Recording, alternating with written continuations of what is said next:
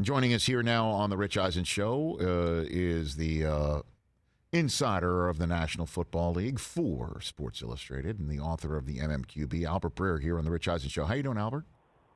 I'm good. I didn't think we'd have some Freddie Mitchell talk on here. FredX, right? Or the I don't know if you guys remember this, but after that game, after that 4th and 26, I think he showed up to the press conference wearing like an Indiana Jones hat, and then immediately got up there and thanked his hand. That's right. Brockman mentioned that before.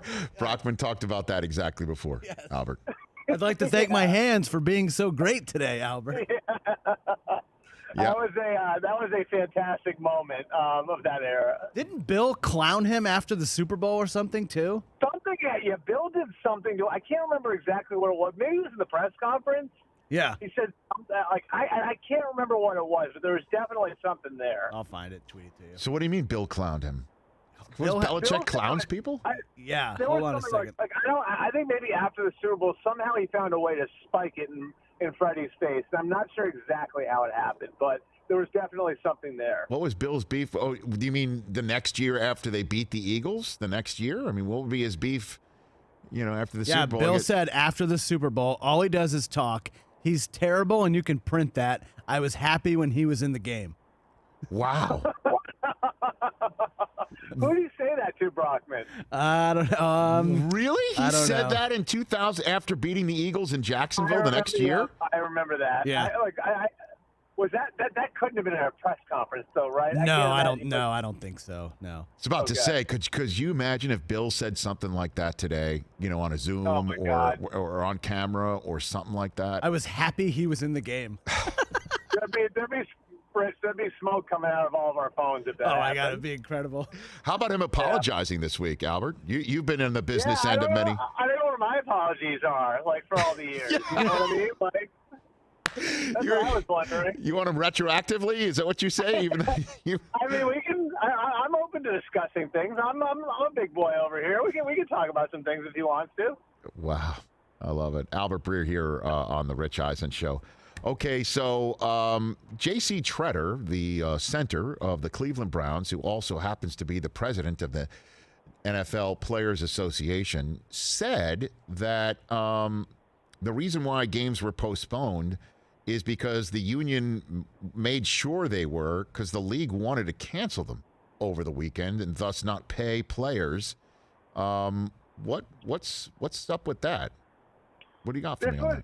It was really tricky, Rich. I mean, I know, by the letter of the law and the way these things were sort of spelled out in the summer, the league had a right to cancel the games. If they cancel the games or move the games or cause any sort of forfeit, then the players on both teams, both the teams would be not paid. And there was talk about whether or not there were, protocol violations and that sort of stuff. And would this be a forfeit? Like would it be if we move it to Tuesday? What sort of effect would that have? And, I think the minute that the players sort of got it on their radar, they're like, wait a second, they're going to try not to pay us? Then it was, we need to find a way to get these games played. Come hell or high water, we got to find a way to make sure everybody's out there and accounted for and everybody's getting paid. And I think that's sort of where they started working together towards, finding a solution. And, obviously it wasn't ideal. And, I mean, if you look at it, there still were a lot of guys out, on Monday night or Monday afternoon and then last night, of course. But I know, once this thing sort of shook out on Wednesday and Thursday and Friday, the priority for the union became, let's make sure all of our guys get paid, which, I think is sort of what kicked everything into overdrive as far as trying to find a spot for the games to be played where it wouldn't be, I guess, overly disruptive to the season. So when it comes down to it, the league was willing to what? Give the Browns the loss on the spot, and that eventually they did get? Or it's interesting, Washington and the Rams are the only team that actually won the game that got delayed, and it was of all the teams whose COVID problems caused the delay or brought about the delay, right? Right. So, Washington loses, Cleveland loses, and, I mean, the Rams are the one team that had the issue that wound up winning the game. And, I mean, again, like I think like so much of this was like where are they digging around? What's the league looking for, and what's going to be best for all the players involved? And I think, let's put it this way, Rich. If you want to look for protocol violations, you can probably find some, right? You know what I mean? Like if you wanted to like go through the tapes and you wanted to go through everything, like you could probably find something. And I think like a big thing for the union became like if one or two guys slipped up and then, the league wants to point to that those one or two things and say, we're canceling the game, this team's forfeiting, and nobody's getting paid.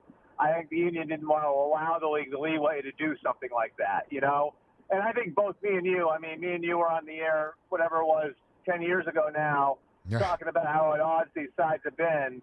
The trust there, I think it was in a good place last year because everybody was sort of working towards the same conclusion.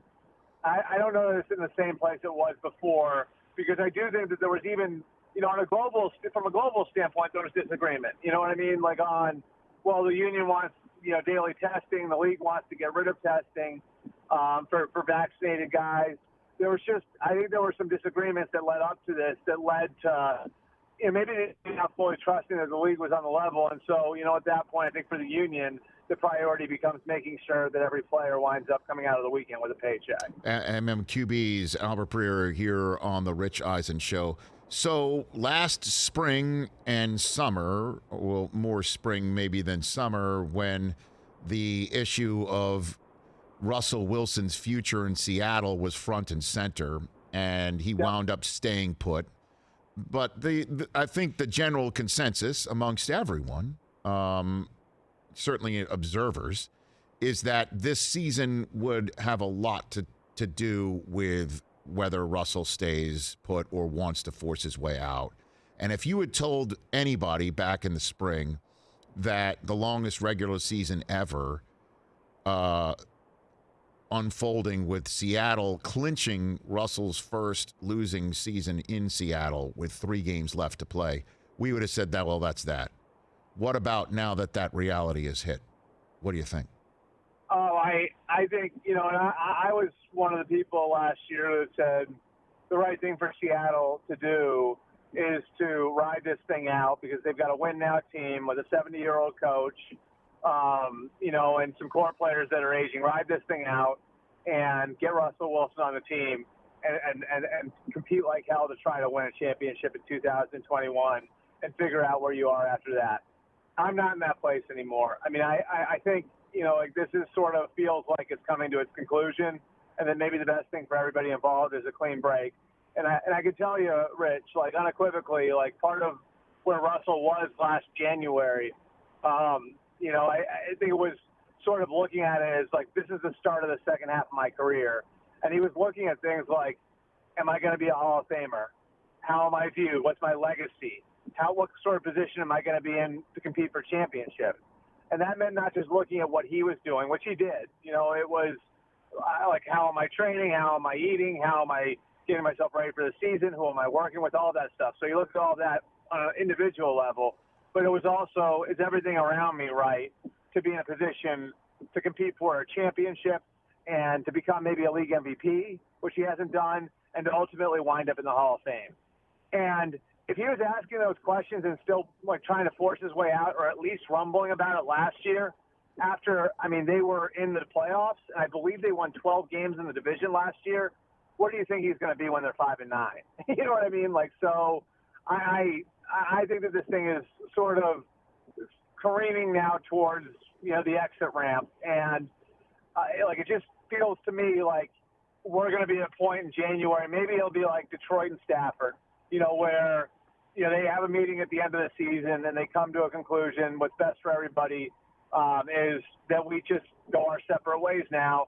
And it would give the Seahawks a chance to trade him when he's still got 2 years left on his contract, which would probably allow them to get true value for him. So my guess is that where we are right now is moving very quickly towards Russell Wilson probably being the first of those quarterbacks to hit the trade market in January. And by the way, like being there first can actually really benefit you. Like I think Detroit benefited last year from getting ahead of all those other, situations where they were able to get Stafford out there early enough there were a lot of bidders on him, and they got a good price for him. So what does it look like? What does something like that look like once it is known, at least amongst the burning up phone lines that Russell Wilson can be in fact had, and let's start the bidding.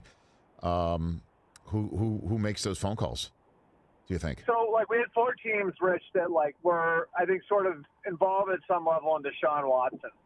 And I think those 4 teams are still there as far as just if there are veteran quarterbacks available that are of that level, they'll be in. And so Miami, Philadelphia, Carolina, Denver, I think would all at least explore it. And then I think we'd be looking at some other teams where they've got young quarterbacks, and the decision to whether or not to pay them is coming. And so now for those teams, it's what do we do? Do we move forward with our young quarterback, or with all these accomplished veterans available, do we decide to flip them out? Sort of like what the Rams did last year and flipping out Jared Goff for Matthew Stafford. And so, like the Giants, I think he'd have an interest in going to New York. Would the Giants be at the point where it's like, yeah, it makes sense for us to flip out Daniel Jones for Russell Wilson now?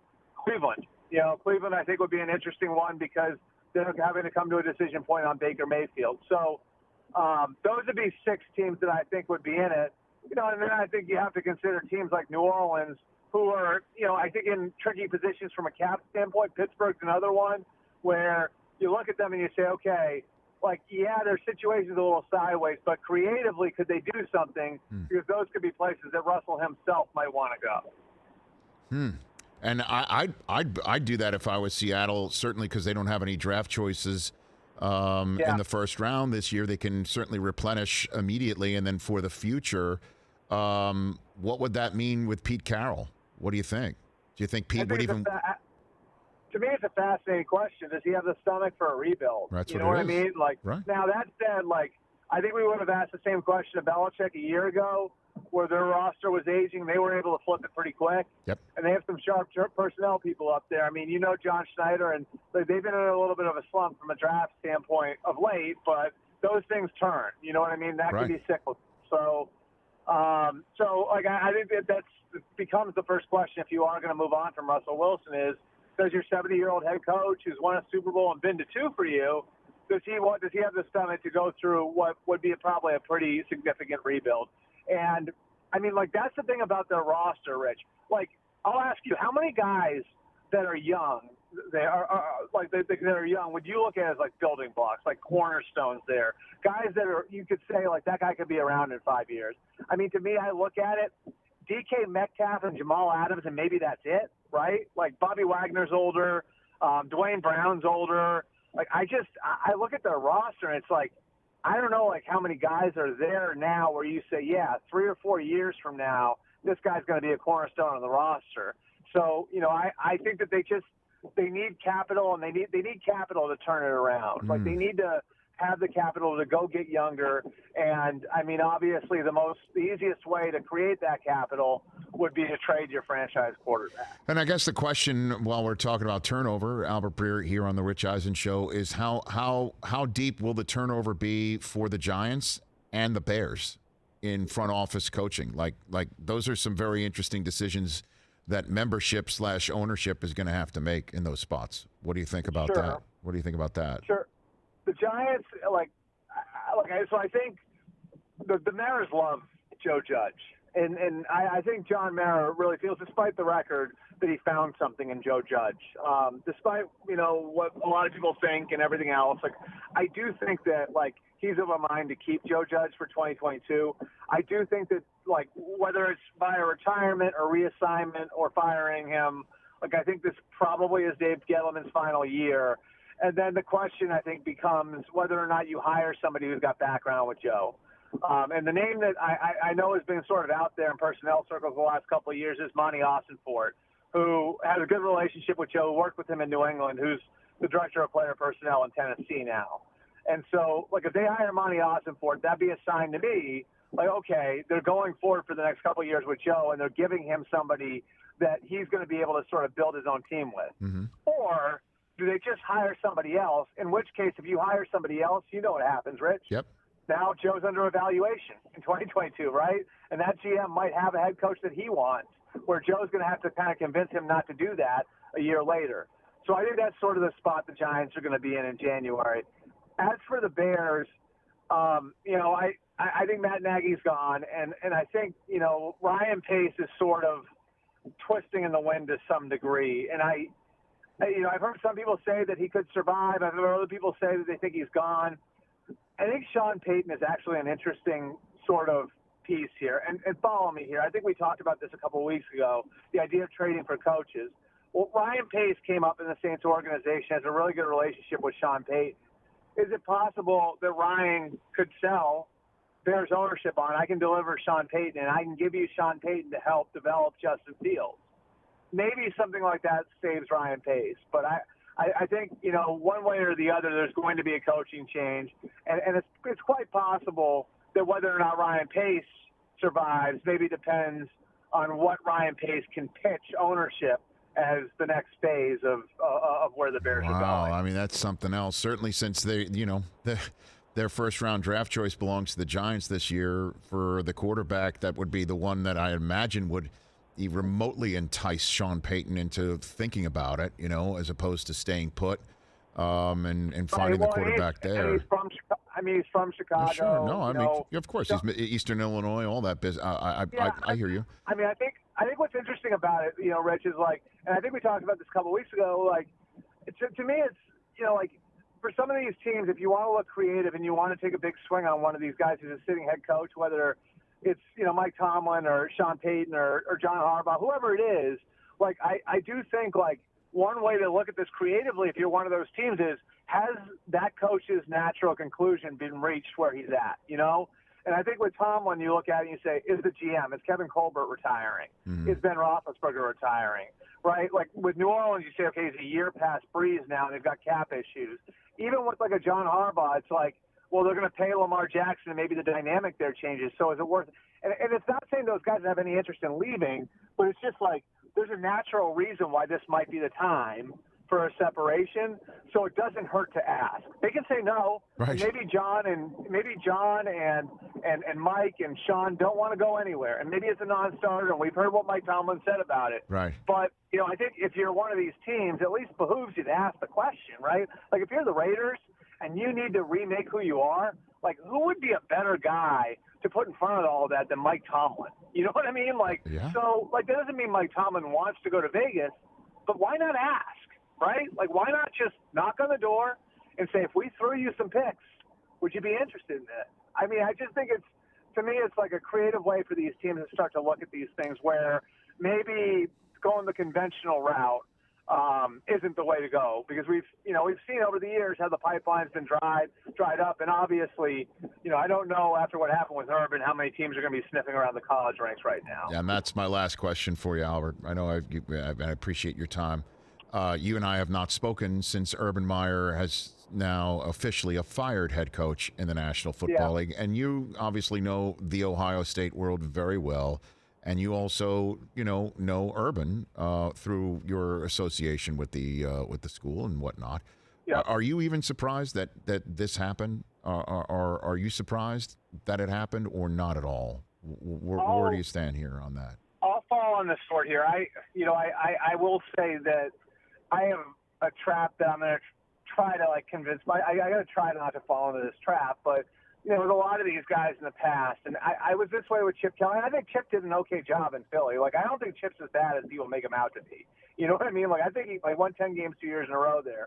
But I do think a lot of times with these guys, I look at it and I'm all right, so he's super successful. He's got to be smart enough to know that he's going to adjust, right? He's got to be smart enough to know it can't go the exact same way.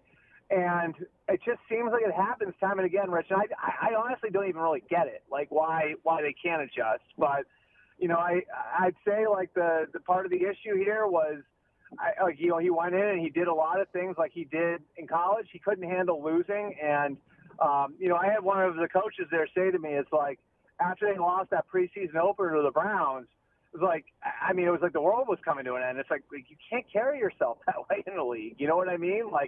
And that was one of the questions we were all asking. How is he going to handle a league where, you lose 5 games and that's a great year, And so I think that was, that was certainly part of it. I think the fact that, he couldn't get his staff the way he wanted it was part of it, and that's 100% on him. That's not on those guys that were on the staff. And then, I think the other part of it that's pretty easy, Rich, is if you're going to coach that way, if you're going to be that demanding, you better get results fast. Because if you don't get results fast and you keep grinding on guys, eventually they're going to be saying, like, what the hell am I going through all of this for? And I remember having a conversation with Urban over the summer about it, and I asked him how he was going to do it. He said, I'm going to create value for them, right? Like he said, like, I'm going to create value. We're going to put them in a position to win, and we're going to put them in a position to get paid because we're going to give them the best. We're going to give them the best coaching staff. We're going to give them the best facility. We're going to give them the best everything. And unfortunately for Urban, he couldn't prove to the players fast enough that he could provide that value. And when it became clear to the players that value wasn't being provided for them, they were out on it. Well, I mean, there's a difference between demanding. I mean, I understand that's demanding, but it's actually the proper word for it is demeaning is what he did. Demeaning, not demanding. I mean, demanding is making sure that you're getting the best, not the fact that you're losing means you're clearly not getting the best. It's just a process. And how do you not know that when you're given the greatest golden goose situation from Trevor Lawrence to an owner with patience and money and no local media that's going to be breathing down your neck with 5 different radio stations and television stations and no state tax. It's literally one of the greatest opportunities any coach has been afforded in the NFL, and he blew it. I mean, that's just the only way to put it, and so I am shocked that he still couldn't see that. Okay, the forest from the trees.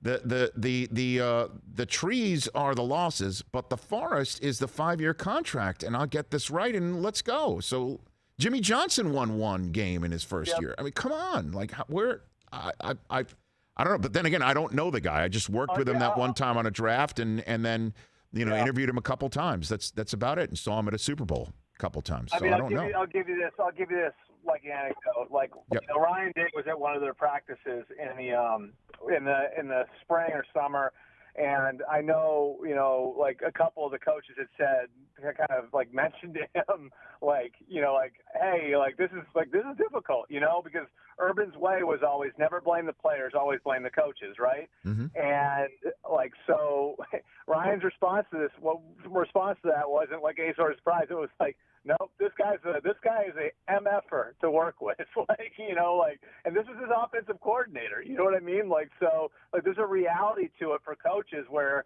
it's more difficult for the coaches to work for the guys than the players, no doubt. And like you said, like there were some guys who've been in the league there for 20, 25 years, and are sitting there, haven't worked with the guy before, and are like, why is this guy talking to me like this? You know what I mean? Mm-hmm. Like, and he wasn't providing those guys with a ton of value either, and that was part of it. I mean, again, like I think that's part of the issue is like you can, if you're winning, if you're giving everybody value, you can carry yourself however you want. The minute you don't, all that stuff is going to be scrutinized, and obviously it blew up in Urban's face in a spectacular fashion. Albert, thanks for the call. Really appreciate it. Just always great, fun, deep, engaging chats with you, but you already know that. Have a great Christmas and holiday with your family. Let's do this on the other side of the year. Let's do this again, Albert. Awesome. Thanks, guys. Merry Christmas to everybody out there. And happy Merry holidays. Christmas. Same to you. Oh, by the way, unfortunately, the lump of coal in your stocking is. I didn't get that new photograph of you in a high-resolution form in time to use it during this conversation. So that's all right. That's all right. I hope that's high-res enough for you. We'll see. Okay. You guys have high standards over there. No, you look good, though. You look good in both of these photographs, Albert. I'll be honest. Maybe I have low standards. I don't know. Take care of yourself. All right. Thanks, guys. Have a good one. The great Albert Breer, everybody. Hey, you watched all the way to the end. Thanks for that. Watch more right here.